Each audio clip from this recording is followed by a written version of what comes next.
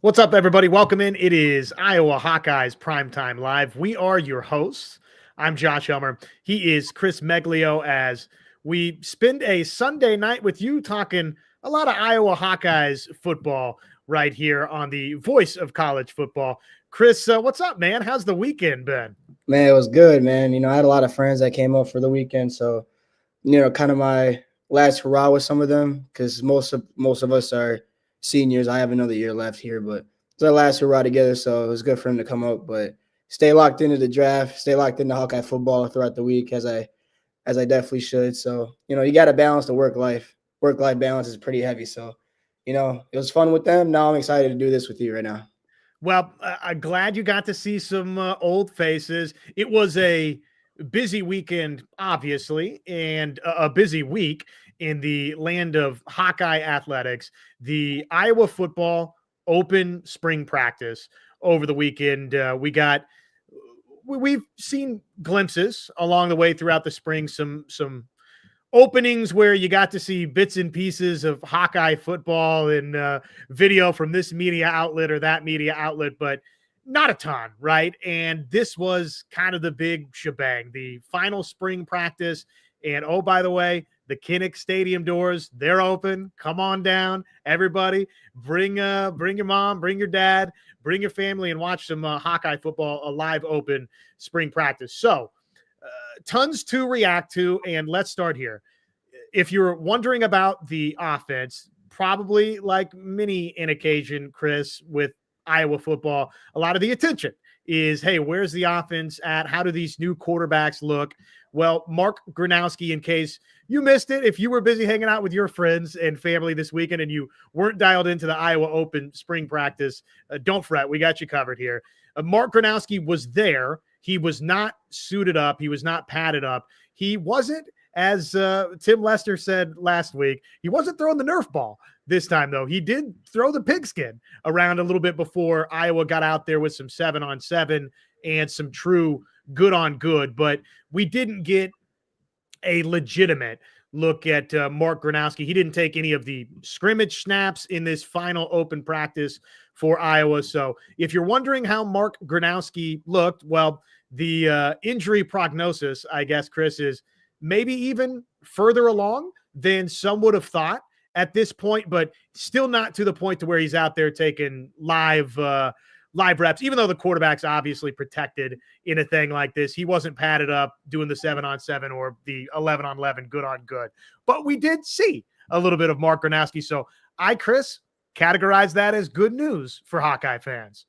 Yeah, it's good that he was there and present. I feel like even though he wasn't a participant, and even though we like to see him on the field and see what he can do, it's just good to see him there, see him in good spirits, seeing him throw around the pigskin and not the Nerf ball this time around, and showing that he's progressing with his health. His shoulders getting there, and should be soon. We'll see him pretty soon. But it was a good opportunity, I guess, to look at the other quarterbacks because it's not just one; it's a whole quarterback room.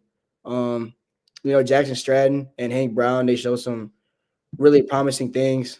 I was really impressed with Jackson Stratton. I feel like from what I saw, at least I was not there, but from what I saw in the clips that Elliot and Sean Bach and all others posted, Jackson Stratton seemed like he was making quick reads.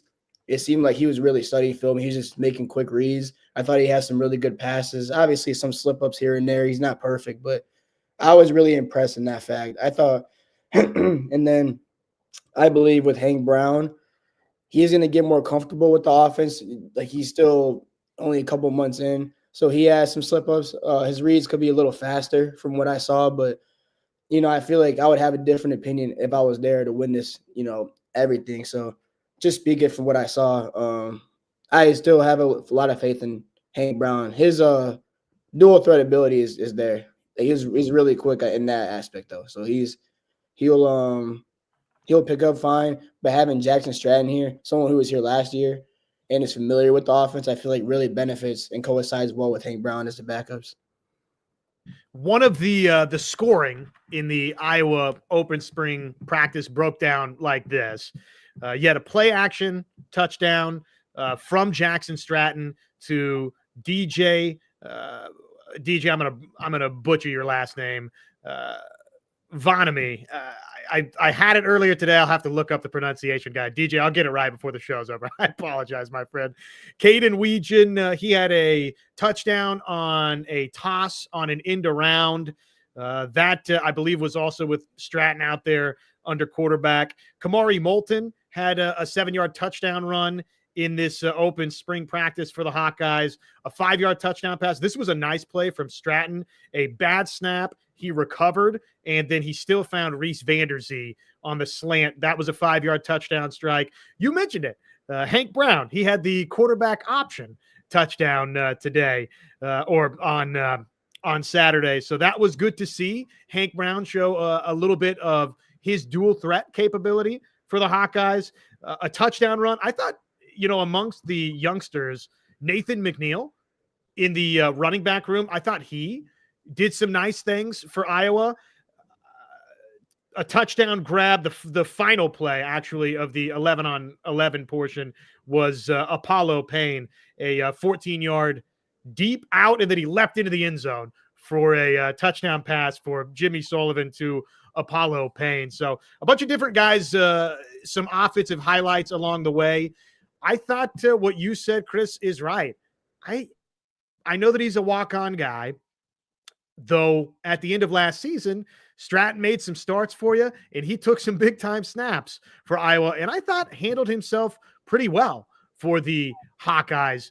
I think he's got a chance just based on one open spring practice and with the understanding and the caveat that it's just that. It's one open spring practice for the Hawkeyes, and we don't get to see all of it, Chris, but we got to see this. And so from what we got to see of the quarterbacks, to me, he was the clear best quarterback out there. Jackson Stratton was largely operating with the ones out there. He looked like the guy that had been here since last June. He's the only quarterback for Iowa that's been around that long. It's a totally reconstructed quarterback room. You're still waiting on Gronowski to get healthy. We'll talk about this later in the show, but you added Wake Forest quarterback Jeremy Heklinski. So you haven't gotten a chance to integrate him just yet into the Hawkeyes quarterback room, but I thought Jackson Stratton was the clear best quarterback that we saw, though Hank Brown did some nice things. I thought Jimmy Sullivan at the end of the day, which this probably shouldn't be shocking either, Chris, that you're talking about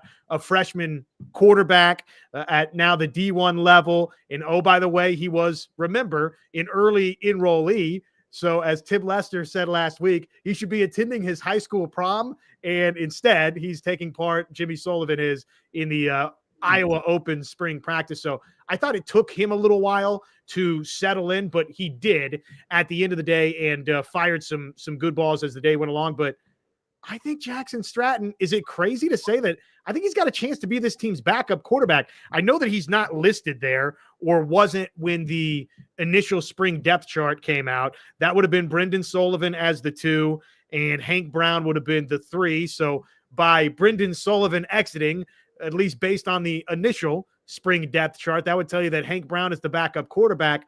What I saw on Saturday tells me I think maybe that guy should be Jackson Stratton, at least today. Yeah, and it's good that with all the turnover we've had, especially on offense, it's good to have that one quarterback that is coming back. Even though he wasn't a starter, he was pretty much the QB3 last year, but he's familiar with the offense. He knows what the offense is. He's able to bring in Mark Gronowski, bring in Hank Brown, and kind of get him caught up with the system. But then also when you need someone to step in, you got someone who's familiar with the system for not just a couple months. It's a year or two. And, it's one of those things where you watch that spring practice, you could see that he was putting in serious work in the offseason. He was focused, especially mentally. Like I said, just the quick decisions. He wasn't perfect by any means, but he was just like, all the decisions seemed to be quick. He was watching a lot of film. That comes from film. And it's really impressive to see, him be a backup last year, kind of get thrown into the fire, do a solid job, and now he's come back seeming like a much better QB than he was last season. So although we brought in Hank Brown, probably everyone's thinking that he's going to be the backup. It seemed like Jackson Stratton, like you said, he might be that guy. And for whatever reason, if Mark Gronowski goes down, if he's not able to start the season, now you got Jackson Stratton. You could feel a little confident now, a little more confident than last season, knowing we got Jackson Stratton, we're gonna be fine. And I will say that botch snap at the 5-yard line, I highlighted that play. That was a really good play by him. Like I said, just a quick decision, a little mess up. He picked that ball, threw it right to Reese Vanderzee, 6'4" target. You can't miss him. But that was awesome. One guy for me on offense that I highlighted that you named and not mentioned was Dayton Howard. I thought he got a lot of snaps on offense, but he was just really involved. I saw a lot of clips with just him. He got one catch, maybe like a 15, 20-yard catch over somebody. I couldn't tell who the DB was, but that was a really impressive catch. He was hitting on a slant. Don't believe he scored a touchdown, but our receiver room is pretty deep, and it seemed like from that practice, he's really fighting to be one of those top 3, and from what I've seen, he could provide that. So we'll see where he goes with that. And, we have a lot of young guys. We'll see how that all comes together. But it's going to be very interesting to see where Jackson Stratton is on the depth chart come this season. Because right now he's giving Hank Brown a run for his money at the backup for sure. Well, if he's your number 3, that's a pretty good situation to be in. And again, I think it's worth mentioning that kind of everything you break down here, you break it down with the caveat of, okay, it's one practice that we got to sit and watch, right? So this is not always a complete indication of what the coaching staff is seeing day in and day out. It certainly can be in some instances, and in others, maybe, Chris, that's not the case of what the Hawkeye coaching staff is seeing. But I thought Jackson Stratton was impressive. He did, though. He threw one of the 2 interceptions on the day, though. It was a tremendous play in the end zone, trying to fit a ball in, play action snap to KJ Parker, trying to just that little fade route over there. And Jalen Watson, PBU, knocked it up. And Kale Kalarick, I think, came over and cleaned it up for the Oski there. So that was a nice defensive play. Among the defensive takeaways, I thought Jalen Watson looked like one of the cornerbacks that can help Iowa. I thought he had a nice day. He did some impressive stuff. The pass break up there leading to the interception. There's obviously a lot of attention on Max Llewellyn. Can he take a step forward for this Hawkeye defense and be one of the key cogs up front? And based on the snaps that we saw on Saturday at the Iowa Open practice, I thought clearly Max Llewellyn was one of the best defensive players on the field. He was routinely generating pressure. He would have had a sack of Hank Brown, but obviously you're not tackling the quarterbacks in this event, and maybe would have had another couple of pressures or a forced fumble here and there if you're, quote unquote, playing through the whistle and able to, play to contact, but he didn't. But I thought that was a good sign for Iowa, what they saw from Max Llewellyn. That was encouraging. Yeah, and that's, that was one of the biggest storylines going into the offseason was the fact of losing Jay Higgins, Nick Jackson, so many players on defense that have been very key to our success the past couple of years. Who's going to step up? Who's going to be the one to take charge, especially, at the linebackers and the D-line? Who's going to take charge in the trenches? And I feel like, Jesus, excuse my voice crack, man. I lost my voice early, but for Max Llewellyn, I believe it was Nebraska. I think it was the last game when he got it was a strip sack, and then we won on the field goal. I think it was because of that strip sack. When you end your season on such a high play like that, sometimes it really creates momentum going into the offseason and into next season. And I feel like that's just what's going to happen. We need him to step up. He knows that. Now this is the time to shine. With players like him, a lot of D1 players, your aspirations are to get to the NFL. But in order to do that, you want to, make the most of the opportunity you have in front of you. I'm sure he has those aspirations, and that's what he's doing with Hawkeye football with the defensive reputation. He knows that this is a time he's going to get looked at, and he showed it in spring practice. He's taking charge. He's becoming a leader, a guy in the locker room to step up, use his voice, and also play on the field, back it up, show he's a leader on and off the field. And good dude as well, man. He's like humble guy, just wants to have fun out there. So I really do think that he's gonna be huge. In my opinion, top 3 player on this defense. We'll see him, TJ Hall, and we'll see who the third one is. Xavier, hopefully. I think those 3 are gonna have to really take charge this year. Speaking of TJ Hall, he delivered the largest hit of the day. I believe the pass was, I believe it went to running back Kamari Moulton out of the backfield. And at any rate, TJ Hall came up and he laid the wood. So that was good to see that you've got a defensive back there. Hawkeyes are known for that. Defensive backs that can get downhill and break down and hit guys and tackle and be sure tacklers. That was encouraging for TJ Hall. What else do I have for you in the way of defensive takeaways from this thing? I think those were probably the 2 biggest ones, is what Max Llewellyn did. Joseph Anderson, I thought, was somebody, Chris, that made some plays over the weekend as well. He was somebody that popped a couple of times on tape. He did some good things out there. Alex Moda is a defensive back that, of course, had arrived in Iowa City as a wide receiver. They've moved him over into the defensive backfield, and I thought he got at times picked on a little bit, which that probably is going to be a little bit of a work in progress.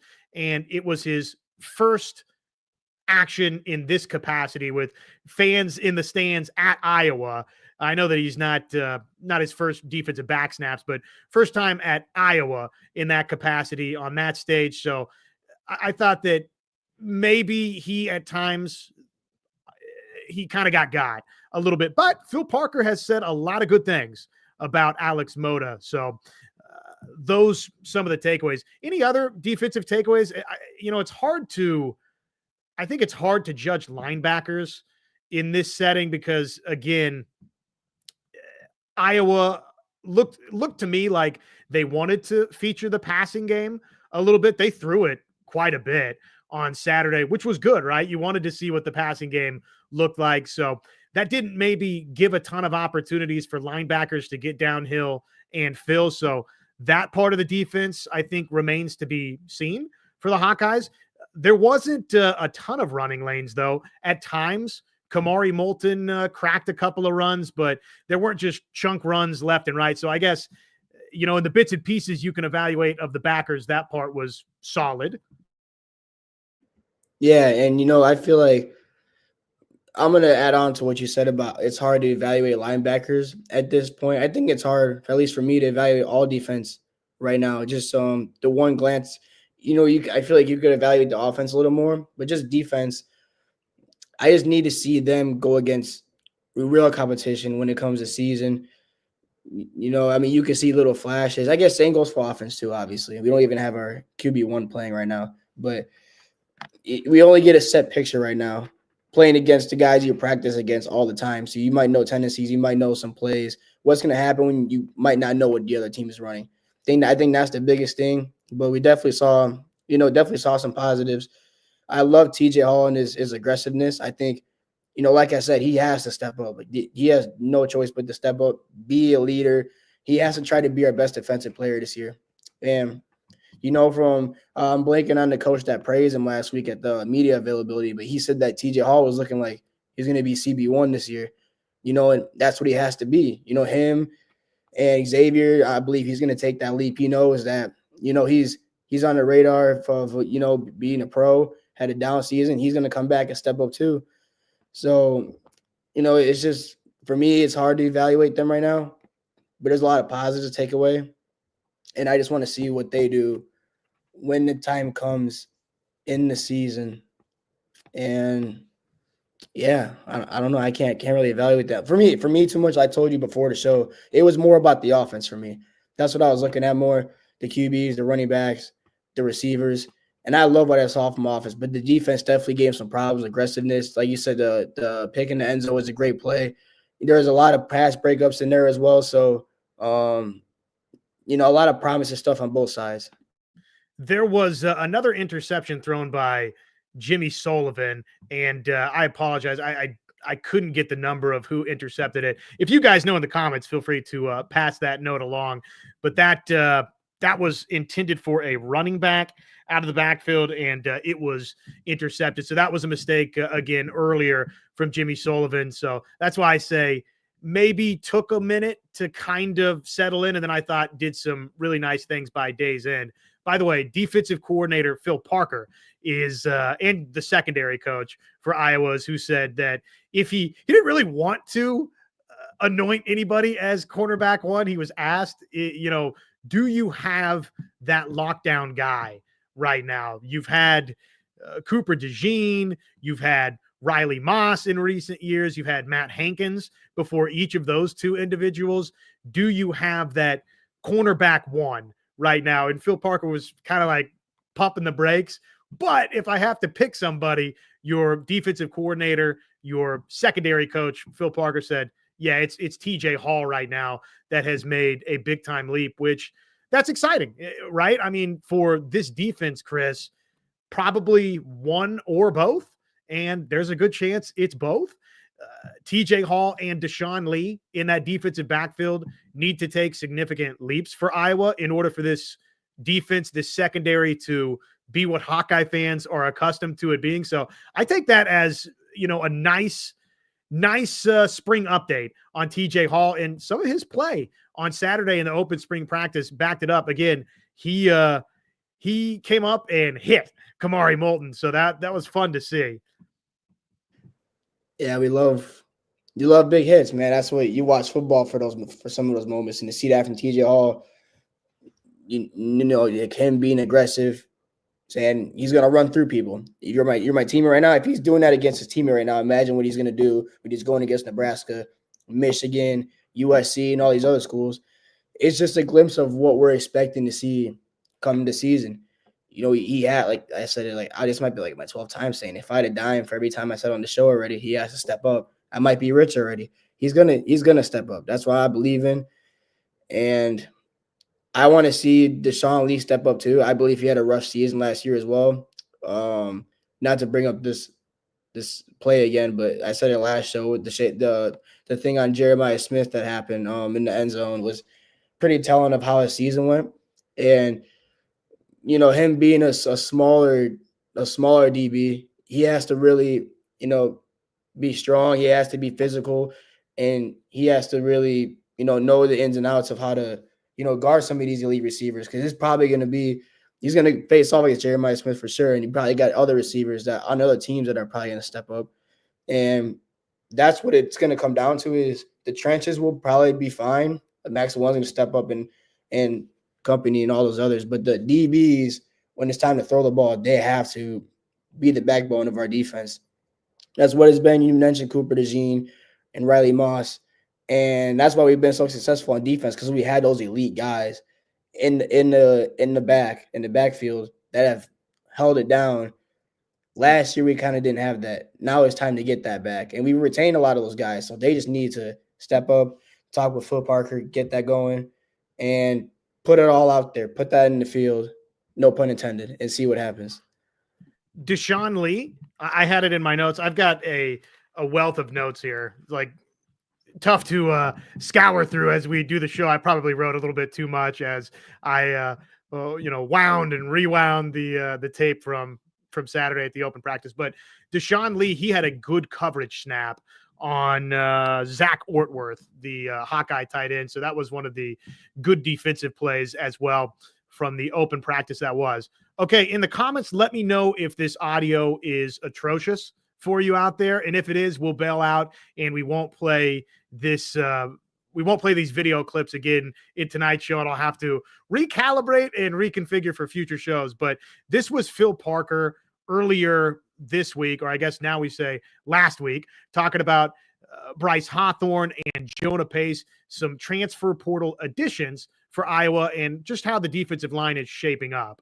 Hawthorne and Pace, I mean, I think that, obviously they're coming from a good program, and they played a lot of football where they have, and I think they're really going to be able to help us out. I mean, I see those guys getting into the mix right away. I mean, I think them guys obviously give us depth, but, you can see them rolling in, even on the first series or whatever it is. I think they've done a good job, and obviously Graves has been doing it so long. You got Pittman's been a little bit injured a little bit and backing off, but he's doing well. Very happy with the inside guys. I think Max Llewellyn, he's really improved. He's been playing both sides, so I like his progression as he gets, as you get older and mature and you start understanding the game a little bit. He's been playing very well. So I'm happy where they are right now. We're good inside, and development of on the other side of Herkett, he's obviously an established player, but with his leadership, he hasn't practiced very much. He's been out a little bit, but and you get Allen if he can come back and help us out. I think it'd be good. So we're not where we want to be yet, but we're getting there. So there you go, Phil Parker talking about the defensive line. And I thought those guys had a good day. I thought that Max Llewellyn, Joseph Anderson were two of the big stars. Chineke, he had one good pressure. And Chima, I'm sorry, I'm sure I absolutely annihilated your name right there too. But Chima, good defensive pressure in this open practice. And who was? I think it was. One of the new additions, if it was Hawthorne or Pace, I think it might have been Pace that had the PBU up front. That was good to see from the defensive line. So some nice things that stood out from the open practice for Iowa defensively. Just in summation, Max Llewellyn, I thought, had a great day. TJ Hall looked good out there. Deshaun Lee had a nice coverage snap. Jonah Pace, that PBU up front as well. Joseph Anderson, good day from him as well. Okay, the offense, right? That's what you wanted to see, the throw game. One of the big takeaways that many out there have had, T. Hink said, honestly, I was surprised with the passing game. And I thought it was pretty good too, considering that, Chris, they did not have a starting quarterback in this open spring practice. They really opened it up. They threw the football well. We saw Reese Vander-Zee go make plays. We saw KJ Parker get involved. You mentioned Dayton Howard earlier, and the list goes on and on. They wanted to throw the football, and I thought opened it up and did some positive things, throwing the football with, again, backup quarterback. So that is encouraging. Yeah, I mean, it's a certain glimpse that we were able to get. I think we don't want to see our QB1 out and not playing in front of us, but I think there is a benefit to that. And we get to, like I said, we get to see the other guys. And they were throwing the ball well. I'm blanking on who said it again a couple weeks ago, but they said it's probably going to be, similar to what the offense looked like last year, kind of run heavy. Seemed like they were passing a lot. They wanted to show what the QBs could do with their arms, the schemes, but kind of just put those receivers out there and say we're happy with our receiving core, and this is the talent we have, and we're deep, and they are very deep. Like I said before, I'm very high on Reese Vander-Zee this year. Jacob Gill, don't forget about him. He's there too. I'm unsure if he was there or not. You guys could tell me if he was or not. Seth Anderson, obviously, Dane Howard, Caden Weegan, Sam Phillips. Those are 6 receivers. Not to mention KJ Parker too. 6 or 7 guys that you can feel comfortable putting out there. That's not even to mention Zach Orworth, Addison Ostrango, those huge targets that are out there playing pass catch. Man, like this, even though we'll probably be run first, this passing game, especially with Mark Gronowski and the way Jackson Strand's coming along, and I'm sure Hank Brown will do the same, you got to feel good about what we could do in the air this year. Probably give you a little more confidence of what we could do in the passing game more than we've had in some time. It's been a couple of years since we've had a really great passing game. So the spring practice was great to see in the terms of the passing game, because it gives you a little more confidence knowing if the run's not going, we can go with the pass game and we'll be just fine. We should see not as many punts because we're going to be able to pass more this year. And I know at Iowa, punting is winning. I was at Pullman Diner yesterday with my friends, and we were eating, and some guy walked through with a shirt. It was punting is winning. And you almost forget about that. But, in Iowa, it is winning. We can win. Now we can win with the punt or we can win with the pass. I truly believe that, man. Yeah, I'd like to start winning with the throw game a little bit as well. Hey, punting is indeed winning. Special teams is indeed winning, which just briefly, the special teams, we didn't see a ton of it yesterday, but I did early before they got into the 7-on-7 and the good on good. Reese Dakin had a couple of good looking corner kicks. I think the accuracy of Dakin, that was kind of the one gripe maybe that Hawkeye fans had, was that, look, he can boom it. You got another great Aussie punter in Reese Dakin, but if he can pin opponents deep with a little bit greater accuracy in 2025, that would delight Iowa fans. And I thought that he appeared to show signs that maybe he's improved in that regard, which a good special teams unit gets better for Iowa, because you love what you have with Drew Stevens, and you just added a long snapper from Boston College out of the portal, so that's experience there. And I think Dakin is, he's more than solid. He's very good at the punter position. So yes, punting is winning, but I would like to win with the throw game, Chris. Yeah, let's hope we start winning some where we can get 250, 300 passing yards and see a W on our side. That's going to be exciting for Hawkeye fans. But as special teams, you got to still feel good with the way our special teams has gained a reputation of being pretty elite the past couple of years. Excuse me. Not to mention, besides the kicking, Caden Weegan coming back. He's the returner of the year. So now when we're receiving the ball, you feel very confident. But the kicking too, Drew Stevens was highly praised last week. He showed some, he showed some promise last year. I'm sure he's doing good this year. And the Boston College guy, Brian Worrell, it's hard to take after, a guy who's been pretty successful like Luke Elkin. Bear down, by the way. I'm glad we got him and Torrey Taylor now reunited on the Bears. So that's good for me to see. But it's hard to come in and replace a guy who's been pretty successful at Iowa, and people probably don't even notice that because long snapper is not the most sought out position. But he was very good for us the past couple of years, which is why he just went pro. So for him to come in and try to replace that, and it being an experienced guy too, is really going to help out Reese Dakin, fellow Aussie, be just as successful last year as he was, or just successful this year as he was last year, excuse me. There's a lot to look forward to. I believe we'll be better on special teams this year. And like you said, if you could just – Reese Dakin doesn't have to be Torrey Taylor. Torrey Taylor is kind of a once in a – he's a rare type of punter. He's one of the best punters in college football history. So he doesn't have to be Torrey Taylor. He just needs to be Reese Dakin, be consistent. Just continue to get the offense, start within the 20, the 15, the 10. If you could do that a little more consistently, then the defense will be set up for more success this year. What's up, everybody? Thanks for hanging out with us on a Sunday night. This is Iowa Hawkeyes Primetime Live. I'm Josh Helmer. He's Chris Meglio. I forget, I think, at times to just say hello to everyone out there and just sort of let me reintroduce myself to the audience here, because, obviously this is just our third show together on this channel, and we're so happy to be able to get to do this, to get to talk Hawkeyes at least once a week, and we think in the future multiple times a week, where we have a call-in show, specific call-in show as well. That's part of the vision here for us with the voice of college football, Iowa at the voice of college football. This, of course, Iowa Hawkeyes Primetime Live. But I should say, yes, support my man, Chris Meglio. He's joining the Daily Iowan. He's got an internship there. Also, as we know, a top-notch expert, not just on the Hawkeyes, but on the Bulls, on the Bears.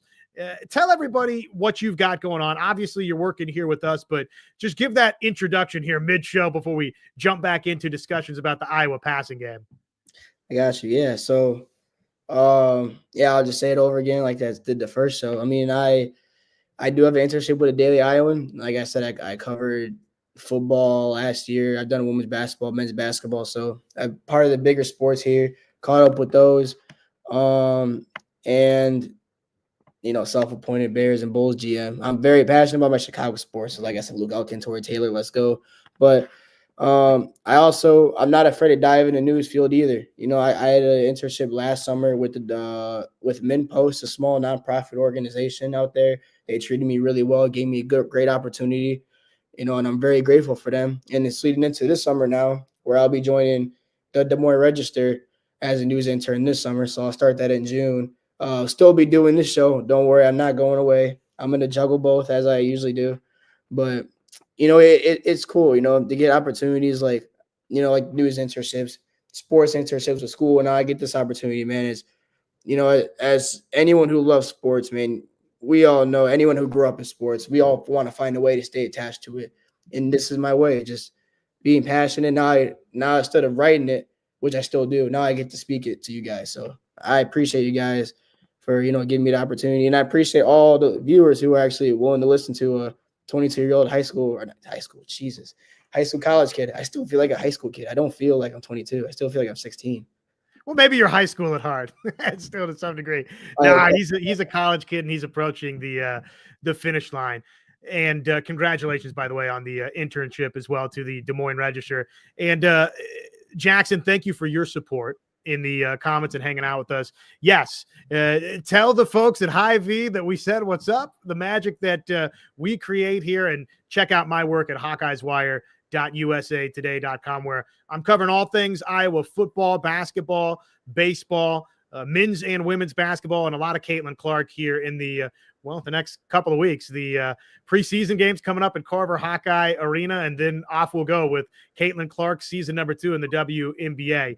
But okay, is Iowa football starting to figure out the passing game? Here was Tim Lester last week in the build-up to the open spring practice talking about, hey, the throw game's starting to come along for the Hawkeyes. It's growing. I think the biggest difference is, one, we're healthy. All our receivers healthy. When I got here, I was very impressed with the wideout room. They were just young, But when you know what you're doing, you run.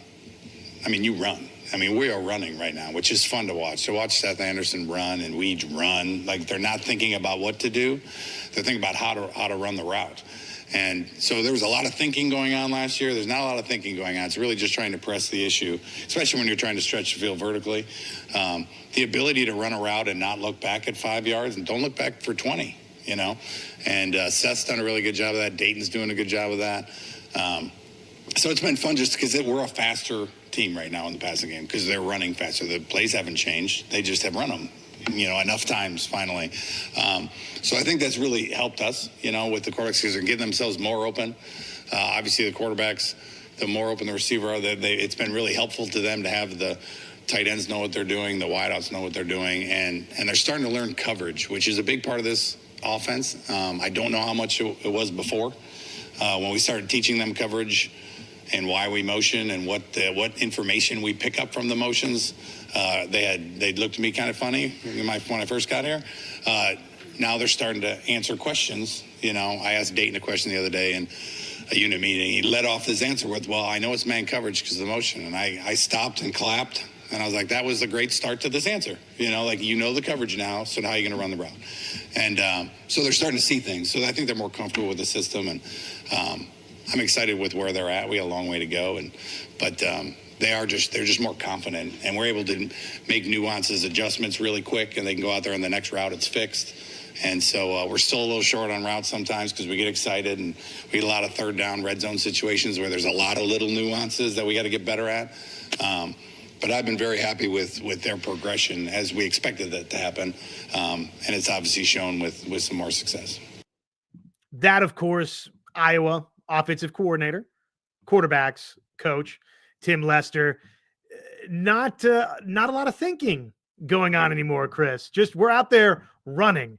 And I think we saw a little bit of that on Saturday, but that's what it should be, right? This thing, even though we saw backup quarterbacks out there pulling the strings over the weekend, these wide receivers, the tight ends, just the offense in general, you would hope, right? Hey, it's year 2. They've got a better idea of what's going on. Yeah. I think in any sport, continuity is such a big part. And to be well respected is another part of that too.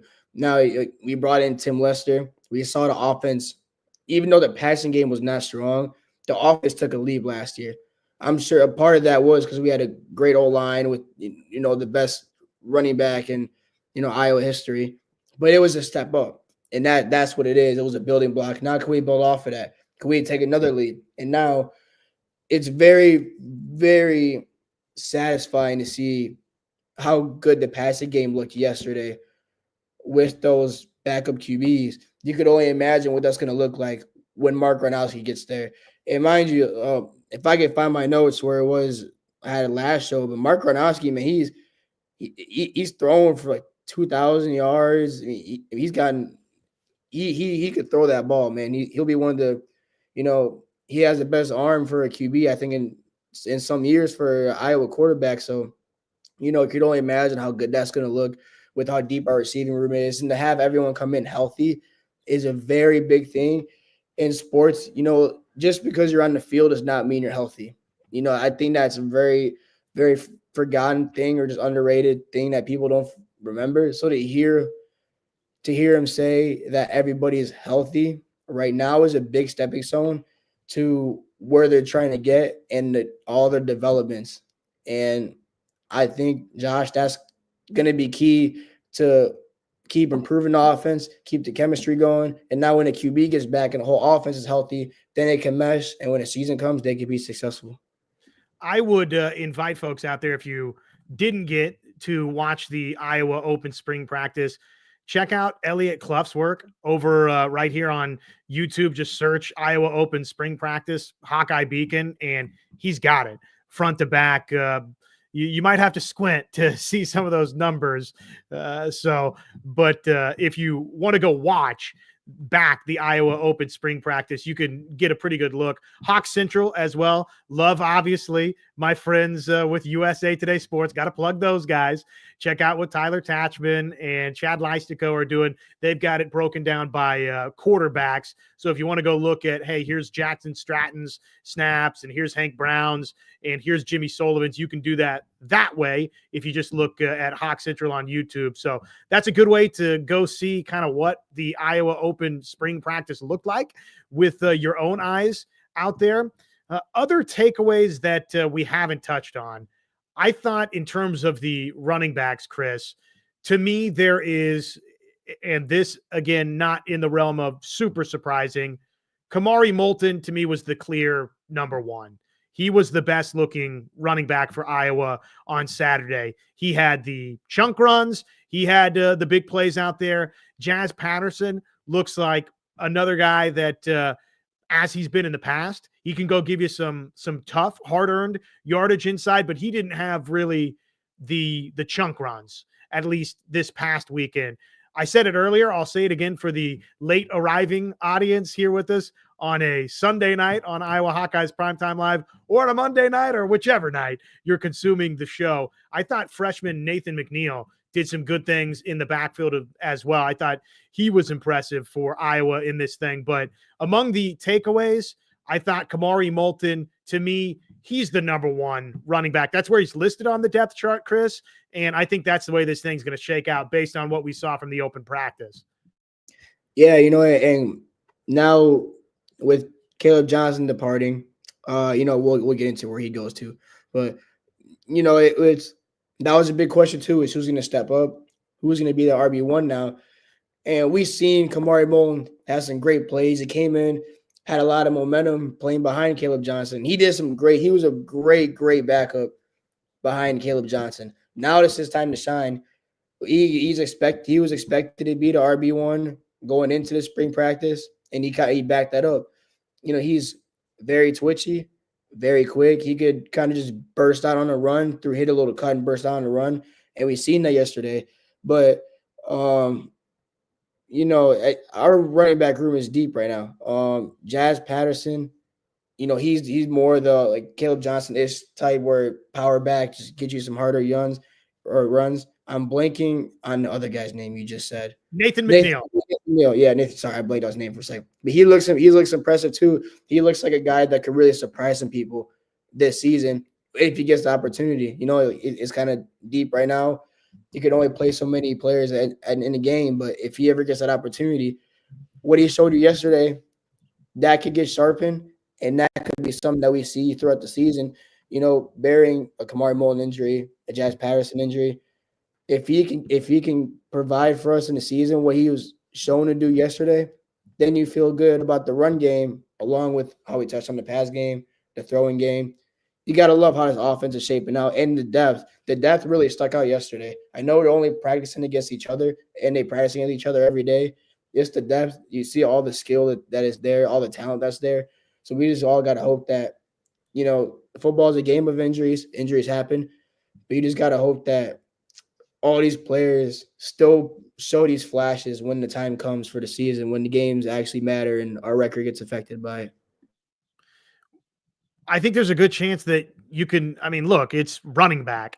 Guys get dinged up. They take hits. They take some wear and tear out there, right? So it wouldn't be crazy to think that you're going to need 3 running backs. That's pretty typical of a college football season. Now, what would be maybe atypical is what Caleb Johnson did for Iowa last season, where he carried 240 times and obviously had a magical season and set a bunch of single season program records for Iowa. Kamari Moulton, you hope, right, that I think he's the number 1 on this Iowa team. And you hope that he, keeps ascending. And I don't know that I'm not going to put anybody up for trying to go have a Caleb Johnson season this year. That would be unfair to Kamari Moulton or Jazian Patterson or Nathan McNeil, but you're going to need multiple running backs. And based on what we saw on Saturday, I think there's a chance that Nathan McNeil, if it's as the number 2 running back, that probably still leans Jazz Patterson's direction. Or if it's the number 3, you're going to need multiple running backs. We can toss this on the bingo card for next week, Chris. I think Tim Lester tipped the hand on where Ferris State offensive tackle Bryce George is going to slot in for the Hawkeyes in his media availability before the open spring practice. And spoiler alert, this way, I'd love to give you a 1-week tease to come back for next week's show on Monday night at 6:00, a little more than a week from today. But I do think that Bryce George, they're looking at left tackle for him with Dotzler, with Lauk. So I think Jennings Dunker. And let's see, who's the other gentleman over there at right tackle? Cannon Leonard. Cannon Leonard did some nice things in this open spring practice for Iowa. I thought he had a good day, but it looks like Bryce George will be in that left tackle mix, which is kind of what we thought, right? Even though he was a right tackle guy at Ferris State, something was going to have to give. Either Dunk was going to the left side, or you had the incomer in Bryce George was going to have to go to the left side. It sounds like that will be Bryce George making that move, but I think Iowa likes what it has at left tackle in Jack Dotzler and with Trevor Lauk. Lauk did some nice things out there. He sprung open some runs, and I thought, some of the discussion, it's felt like, and correct me, Chris, if you think this is wrong, some of the discussion has felt like Iowa, they got to find an answer at left tackle. They haven't liked what they've seen in the spring. And maybe some of that is still true for Iowa, that they wanted experience and they needed to address the left tackle, because guess what? The blind side of your quarterback, that's pretty doggone important. So you have to put a premium on that. But Lauk, he looked good. He did some nice things for Iowa. So I'm not ruling it out that he's going to be right there in the mix for the Hawkeyes, potentially at left tackle. But consider that a discussion we can roll over into next week. Because the NFL draft was over the weekend, here's just the update for you from Thursday through Saturday, in case you missed it. Hawkeyes that were drafted, there's your 2025 NFL draft picks. It's 7 out of the past 9 years now where Iowa has had at least 4 players drafted. That's pretty heady stuff for Hawkeye football to get that accomplished. Caleb Johnson, the first Iowa Hawkeye off the board, that was in the 3rd round to the Pittsburgh Steelers. Y.A. Black, he joins him. Both of those guys, don't worry about changing the uniform colors. You're staying in black and gold off to the Steel City. Y.A. Black to Pittsburgh, that a 5th round selection. And then let's see, Mason Richmond to the Seattle Seahawks. Interesting nugget here, Chris.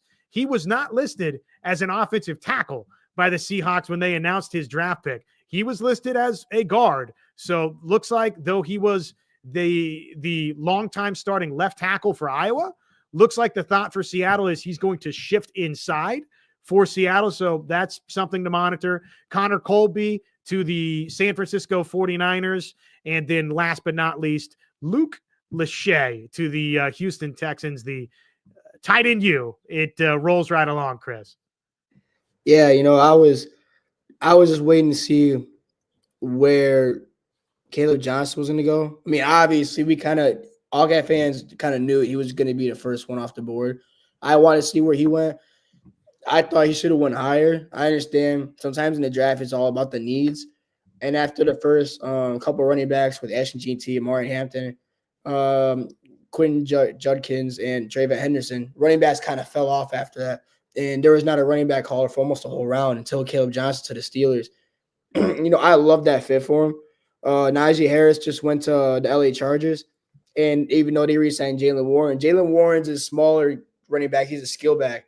Now you bring in Caleb Johnson, who is kind of a Najee Harris type player, power back, good size, could really be physical in this league. He has a chance to really come in and, be a prominent piece of the offense right away. So I love that situation for him. And playing for Mike Tomlin, that's always a blessing for any player. And you can play for such a well-respected coach. Black, to see him go to the Steelers too, that's good for the soul for all Hawkeye fans. Don't forget they got Logan Lee too. And, I'm sure we're going to talk about it too, but they signed – who did they sign? Sebastian Castro, actually, they signed as an undrafted free agent too. So now you got 4 Hawkeyes still staying in the black and gold. So, the jersey swaps you see at the AI, you don't really need to do those. Just change the logos and you're pretty much fine. As well as like for Mason Richmond, Connor Colby, Luke Lachey, they're going to have to work their way into the lineup because, it's pretty deep at their position. I know Mason Richmond being the guard, though they drafted Seahawks drafted Gray Zabel from North Dakota State. He's a highly touted, great pick. At left guard, I'm not too sure. Did you hear if it's right at left guard or was he just guard, Mason Richmond? I don't know. Yeah, they just said guard, interior offensive line. Yeah, it'll be tough to compete with Gray Zabel. But I'm not ruling out a Hawkeye at all. I'm rooting for him, obviously. Connor Colby going to a good situation to the Niners. Nice weather too. San Fran's a beautiful city. And Luke Lachey's, that's a tough situation for a rookie to be in because they already got Dalton Schultz. They drafted Kate Stover last year. CJ Stroud's running mate at Ohio State. They got Irv Smith Jr. They signed last offseason, re-signed him this offseason. He came from the Bengals, I believe. So, the Texans are really deep at the tight end position, but that's good for him to learn, to grow. And I'm sure when he gets his opportunity, he'll be the – how many tight ends do we have? I think we have – he's number 6 now. Kittle, Laporta, who else do we have? Why am I blanking? Kittle, Laporta, Hawkinson. There's so many Hawkeye tight ends. Eric Hall on the Bengals. I think there's one more. So, yeah, he'd be the 5th or 6th one. I'm sure he'll get his opportunity and take advantage of it. But it's good to see those 5 really go. I know we didn't talk about the undrafteds yet, but I have to say this. I can't believe Jay Higgins was not drafted. He's such an established linebacker. How does he go 7 rounds without hearing his name called? Mind you, he was already, he knows what it's like to have a chip on his shoulder, being a 3-star, coming out of high school, work his way into the Hawkeye lineup, 2-time All-American. And, the Ravens is such a good situation to go to. That's a team competing for a title. He's going to learn from guys like Roquan Smith, blanking on whoever else they have. But that's such – and like you talk about well-respected coaches with Mike Tomlin, Jim Harbaugh. I think – is it Jim or is it John? John Harbaugh. John Harbaugh. What a great coach to play for, to come in the league and just – man, that is – they stay with a bird too, Raven. I'm happy for him, man. I know it is probably a little tough to not hear a name called. Well, I was expecting that too, but it's going to make him stronger. And I can't wait to see what he does in the Ravens, being on the opposite side, helping, Lamar Jackson get the ball a little sooner. I'm stoked for him, but that chip on the shoulder is going to be heavy for Jay Higgins. a trio of Hawkeyes go to the Pittsburgh Steelers. You mentioned it. Sebastian Castro signs. These are your undrafted free agents where they wound up. And oh, by the way, Nick Jackson got the minicamp invite to the New York Giants. So he's not up on this board, but Nick Jackson very well could be soon. And we hope that for Nick Jackson, who was an awesome addition for Iowa, coming over from Virginia for a couple of years, and a ton of production at the college level. Seems like a great kid, has a chance to New York, do something smart, keep that man around as a undrafted free agent, get that man in the building and let him start turning things in a good direction for you. But there's your list right there. Sebastian Castro to the Steelers, Jamari Harris to the Tennessee Titans. You touched on Jay Higgins to the Baltimore Ravens, and your man, Luke Elkin, reunites with Torrey Taylor at the Chicago Bears. That's kind of fun. Yeah, that's awesome, man. I love to see Luke Elkin reunite with Torrey Taylor. I'm sure those two played in college together, and see how successful Torrey Taylor was with Luke Elkin. Sure, that was a big part of what Ryan Poles is trying to do. He loves the continuity, the chemistry they already have. So just to sharpen that out from a year being gone together is awesome. I can't just talk about the Bears the whole time, though. I honestly could. But, yeah, I mean, I already touched on Jay Higgins. He's going to have a chip on his shoulder. He's going to be a great linebacker in the league, no doubt about it.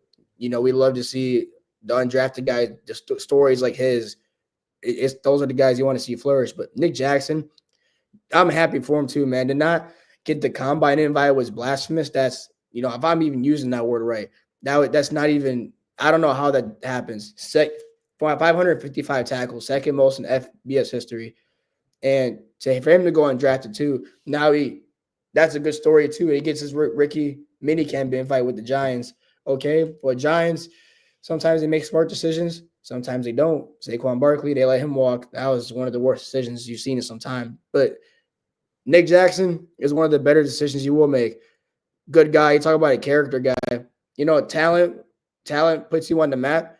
Having a good character keeps you around. That's what he is. He's a good character. And for his talent, he's gonna show them why he should be on a roster. If it's not New York, it's gonna be somewhere else. I have no doubt that Nick Jackson is gonna be on a roster competing, and whether that's in his rookie year or in a couple of years, he's gonna produce with the league. He's shown he can produce. And honestly, hopefully the Ravens get him. I want to see him and Jay Higgins back at it, and keep cracking the jokes at media. I would love to see that. But yeah, happy for all the Hawkeyes, man. You got to feel good. 10 Hawkeyes to the league. Sebastian Castro too. Touch on him too. Good for him to get that, spot with the Steelers. It's good for him that he's gonna have, Wyatt Black and Logan Lee got drafted last year too. So Logan Lee, Wyatt Black, Caleb Johnson. He's got some continuity there. Some guys he's familiar with. So happy for all the Hawkeyes, man. They all worked hard. They deserve it, and they're all good character guys. So they're gonna fare well playing in whatever system they're in. Jamari Harris too, good for him because Tennessee Titans got a great defense they're building over there.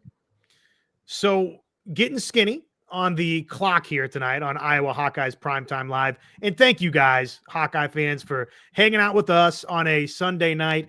The typical night will be Mondays at 6:00, but we readjusted just based on some high school sports broadcasting that I've got going on this week. And Chris, thank you to you for being flexible with me, man. A couple of things on our way out the door. So Shaheed Barros, the Hawkeyes, we spent so much time. I had this jotted down as maybe we were going to give it a little more room to run here, but we'll move that now to next week and discuss it in full. There was a lot to break down from the open spring practice, so I didn't know how long we'd roll on that, but we rolled on it. So the Hawkeyes have added cornerback Shaheed Barros. We mentioned that this was a possibility in last week's show. They have inked him. So he's the cornerback from South Dakota is coming over.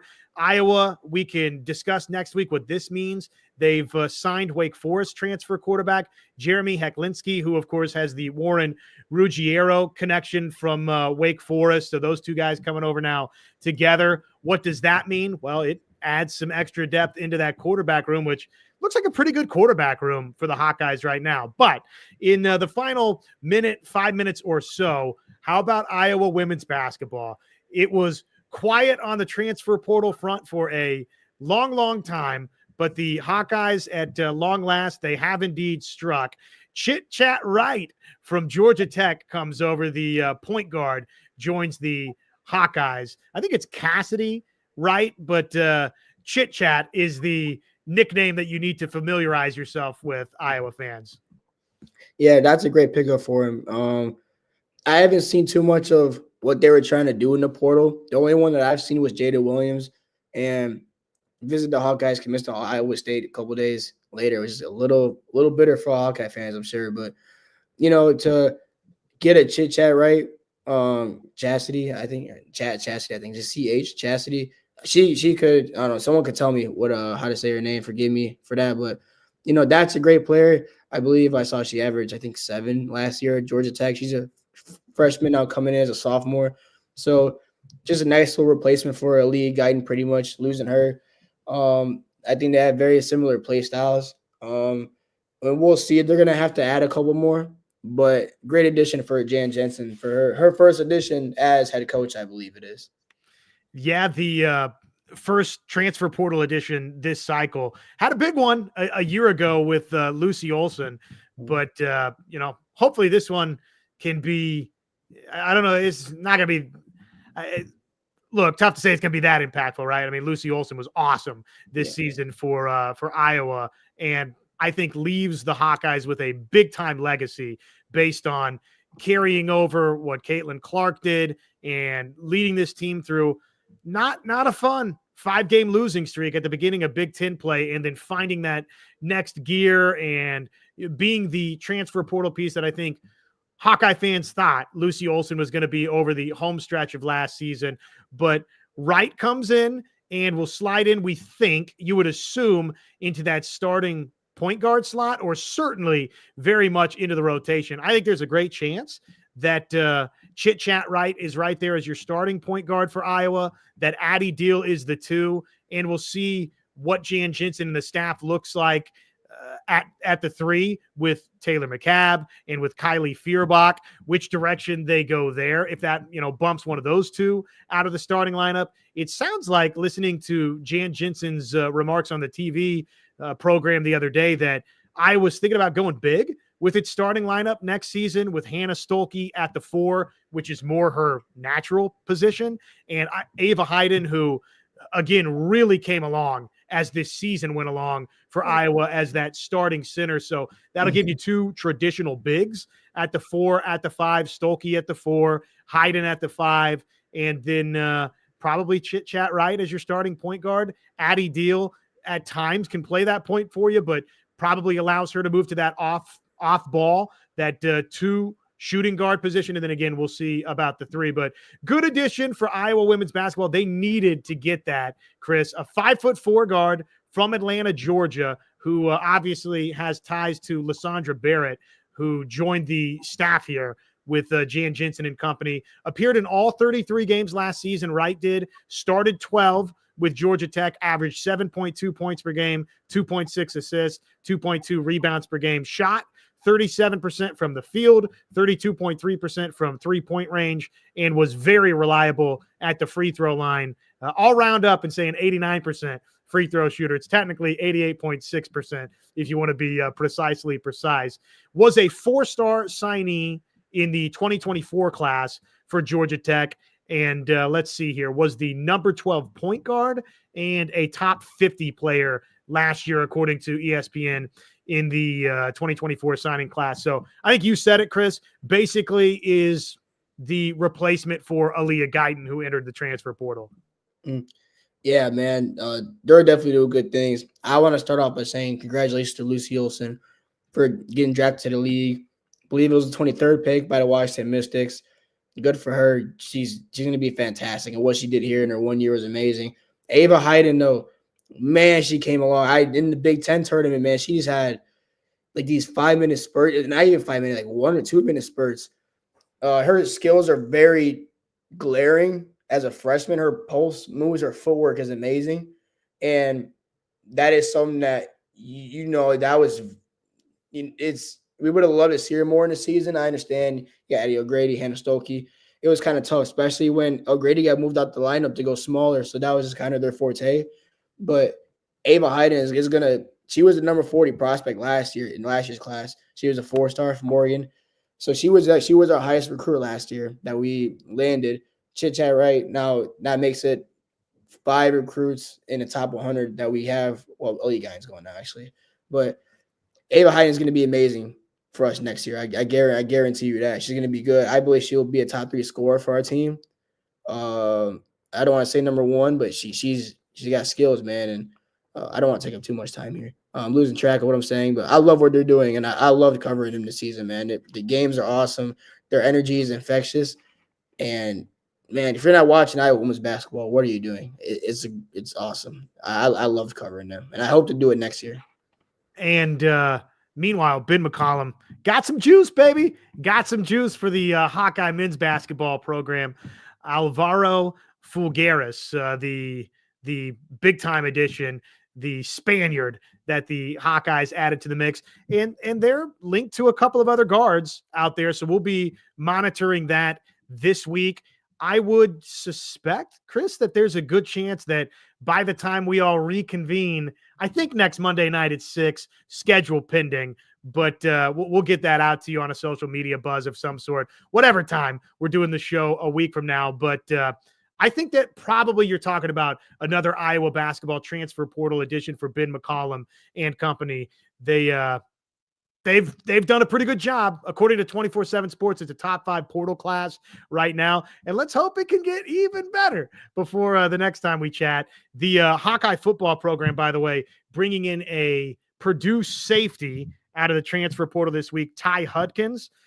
Gavin Edwards, I didn't see if he committed anywhere. I know that the Hawkeyes had been linked to Gavin Edwards, who is a safety, another defensive back out of the transfer portal. So those a couple of transfer portal names that we will be monitoring in the week ahead. But hey, like, subscribe, and follow us. I'm at Josh on Ref on X, formerly known as Twitter. He is Chris_Meglio. Give my man Chris a follow. And in the comments, leave us a remark about, hey, the show, what stood out? What stood out to you guys from the Iowa Open spring practice? What do you want us to chat about next week? I'm welcome to you guys driving the conversation. That's what I want to morph this thing into, is you guys filling up that comment section and us just responding to a lot of the viewer feedback and the viewer mailbag out there, if you will. Chris, my man, anything on our way out the door?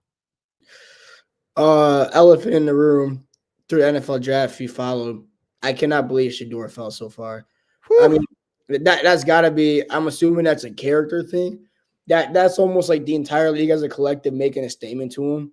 But as Sean Pace said in best, he's going to be effective in the league, and that's going to put a big chip on the shoulder. To be, at one point, talked about as a top 3 pick, to go 144. I don't know if there's ever been such a bigger drop off in the NFL like that one. And it's even more petty that the Browns drafted him when they drafted Dylan Gabriel first. So it's almost like, well, he's made it this far. Like, screw it. Let's just pick him at this point. That's almost like what it was. So, yeah, I don't know. I don't know what to make it at. That was just crazy. I'm going to just put it out there. Yeah, I think, if you're doing any sort of sports show, right, you have to have a Shedeur Sanders take over this weekend with, the way that it unfolded. Here's sort of my thoughts, just briefly on our way out the exit door here. I think the NFL draft analyst, Mel Kiper, we're looking at you more than anyone. That was embarrassing, the way you lost your mind over the weekend. Every draft pick taken away from these guys getting their moments. Mel Kiper throwing a fit on national television, one pick after another. But he's the shining example of NFL draft analysts just got the evaluation wrong on Shedeur Sanders. It clearly didn't match up with what NFL front offices and what NFL draft boards thought of Shedeur Sanders. And I wish Shedeur well, though. Obviously, now he heads to the Cleveland Browns. It was a tumble that was shocking to watch unfold in real time. But to me, the NFL draft analysts, they got it wrong. I would say that you're right on the money, that something about the way that he handled the NFL Combine. I'll be off the board quickly, so I don't need to chat or spend time with every NFL front office or team in the league. That probably, I'm sure, rubs some NFL teams the wrong way. But I don't, this isn't a laughing point at Shedeur Sanders' situation. I thought the other thing that was kind of embarrassing was the way that the Stuart Mandells and some of the media members of the world were just, I get it. We're in the engagement age of sports coverage, but some of y'all media members out there might want to check yourself a little bit with the pranks and the goofing that you want to do on a young man that wanted to see his dream come true and ultimately has a chance to still make that dream come true in the NFL. I just thought it was weak. All the jokes out there from some folks in the media world. Just, I don't know, man. Cool it with some of the jokes on Shedeur Sanders. For me, maybe that shows that I'm turning into an old man now, right before our eyes on Iowa Hawkeyes Primetime Live. Yeah, no, you hit it on the money. I mean, I always say the internet is such a it comes with its fair share of negatives. It can be very negative at times to see people egging on Shedeur, all these Twitter analysts, giving their opinions like they're experts. It's like there's no need to talk down on a young man, regardless of what he's done or how he presents himself. There's no need to talk down on him and you're one trying to say from your couch with probably cookie crumbs in your stomach, trying to say that he's not a good quarterback. He is a good quarterback. He's shown it last year. So that's why he was Big 12 Player of the Year. Maybe his projection was wrong. I never believed him to be a top 10 pick. That's just me. But also the prank calls too. It came out a couple hours before the show that Jax Ulrich, I believe his name is, the son of Falcons defensive coordinator Jeff Ulrich. It was his son who was in the viral video of was prank calling Shedeur. He accidentally came across Shedeur's number and took it as to prank call him. Someone prank called Tyler Warren too with the Jets. I saw. Like, why would you waste your time doing that all for 15 seconds of fame? I mean, I don't think that's funny. I don't think that's cool. It's like someone did the Cooper DeJean last year.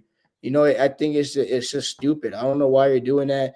I don't know why they have to be so negative on a young man. Probably even though Shedeur was on Twitter saying thank God for everything. In deep down, I'm sure he was crushed. He was hurt. To see him get passed on time after time after time, to make it to day 3 when he thought that he was going to be a day 1 guy, that has to hurt, But, there are some things where now he just has to check himself on. He has to watch how he presents himself. When him or dad are saying that he's going to pick where he wants to go, clearly was not the case at that point. He's just hoping to be drafted. But that doesn't mean that people on the internet, the Twitter analysts with cookie crumbs in their stomach, have to make it harder for this man by talking down on him, get the whole world against him. But as he said, he's been in the spotlight for his whole life because of his dad. So sure he handles it much better than a lot of people would. But congrats to him though for the Browns. He's gonna be good in the league. That's an interesting quarterback room. The fact that they drafted Dylan Gabriel too, just wild the way that things unfolded. And let me just clarify and say, I'm mostly like, the internet's going to be the internet and folks are going to make jokes, but it's the media members punching down on a young man that I just don't get that side of it. Why are you punching down on a young man that wants to see his dreams come true, regardless of what you think about Deion Sanders or Shedeur Sanders? I thought that was weak this weekend from several folks out there in the media. This, by the way, is one thing out the door where we don't always talk Iowa, just that one thing out the door, typically probably a trendy topic in sports, as we say, adios, but we've overstayed our welcome tonight. Thanks for hanging out with us on a Sunday night. Check out all of my work and the team's work at HawkeyesWire.com. That's HawkeyesWire.usatoday.com, where myself, Riley Donald, and Mr. Scott Springate, we're covering the Hawkeyes left and right every single week, all the time. But thank you to you guys for joining us today. Chris, tell everybody where they can follow along with your coverage out there. Yeah, probably, the Daily Iowan, you search up Chris Maglio, Daily Iowan, pretty simple. You'll find some of my work. Not doing the most work right now with, basketball and football being over, but I will be with the Des Moines Register soon. So, it's pretty big internship. That's good for me. So you'll see me doing some other stuff I'm not used to doing. And then follow me on Twitter, sharing my opinions about some Bulls, Bears stuff, just general stuff. I'm a very passionate Bulls, Bears fan. But they're definitely passionate right now about the Bears. I will defend them against the world. Me and the Bears against the world. That's what it is right now. And, it's – I don't know. I believe I have honest, great takes. I've been following sports for 12, 13 years of my life. I'm 22. So I feel like I know the game a lot better than a lot of these adults do. I'm probably biased in saying that. I wouldn't say something if I didn't believe it was true. I definitely speak my opinion though. I just don't type it too much. I'd rather say it. So, That's a safe strategy. yeah, my takes could be interesting. And I definitely say what I say. I'm not one to be very negative on the internet either. So if you want someone that's actually pretty you can rely on with decent information, I am that guy. I'm not one of those media members that'll talk down on anybody. I try to give everyone their flowers and their praise when I can. Internet's such a negative place, man. It's terrible. Let's make it positive, baby. And everybody, have a great week. That's my man, Chris Maglio. I'm Josh Elmer. This is Iowa Hawkeyes Primetime Live. And again, subscribe to the show. That's the best way to support us. Super chats. We love super chats in the future as well out there, everybody, to help us, support this thing and continue to grow it. But hey, we'll catch you all next week. There'll be, I'm sure, a lot going on in the realm of Iowa Hawkeye athletics. We'll continue reacting to the Iowa Open spring practice. We'll keep sharing that post-spring practice conversation, what Kirk Ferentz had to say next week, Phil Parker, Tim Lester, LeVar Woods, what they said as coordinators for the Hawkeyes ahead of the open spring practice. And we will be monitoring the transfer portal as though it's closed, it will have some final musical chairs out there in terms of who's going to be maybe joining Iowa women's basketball, and certainly men's basketball has some spots left yet to fill in the Hawkeye football team. We know are linked to a couple of defensive backs out there. For Chris, I'm Josh. Long-winded exit right there, but I hope you all have a great week, and thank you guys for joining us on Iowa Hawkeyes Primetime Live. Until next time, everybody, so long. Have a great one. Appreciate it, guys. Thanks for following along.